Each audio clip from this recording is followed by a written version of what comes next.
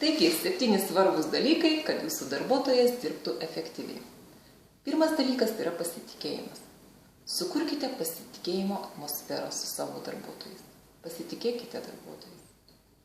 Nes kaip teigia Pigmaliono dėsnis, žmogus elgiasi taip, kaip mes iš jo tikimės. Taigi būkite sąžiningas pats ir darbuotojai jums atsakys tuo pačiu. Sekantis dalykas yra rezultatai. Jūs turite labai aiškiai ir konkrečiai susitarti dėl rezultatų.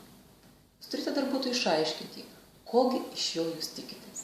Kągi jisai turi sukurti savo darbo vietoje. Kokį galutinį vertingą produktą jisai turi sukurti. Už kurį jūs mokėsite jam atlygį ir už kurį, aišku, jūs gaunate pajamas iš savo klientų.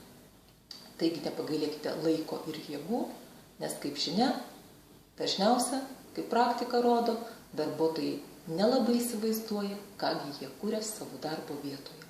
Taigi, nupieškite jūs savo norimų pageidaujamų rezultatų vaizdinį ir paklauskite darbuotojo, kaip jisai suprato, kaip jisai supranta savo veiklą, kad jisai jums papasakotų ir paaiškintų, kokį iš jo tikimas.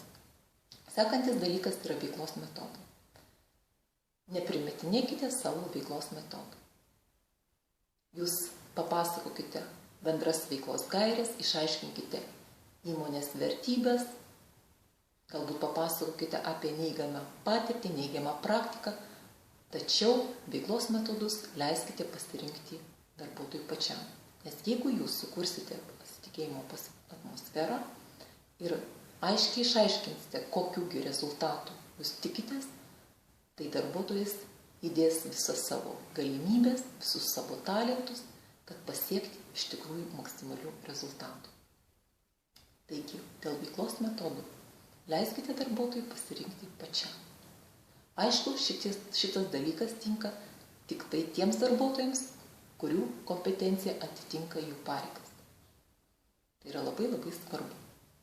Sekantis dalykas yra atlygis. Jūsų darbuotojui labai aiškiai turite susitarti, koksgi jo atlygis laukia už gerai arba prastai atliekamą darbą.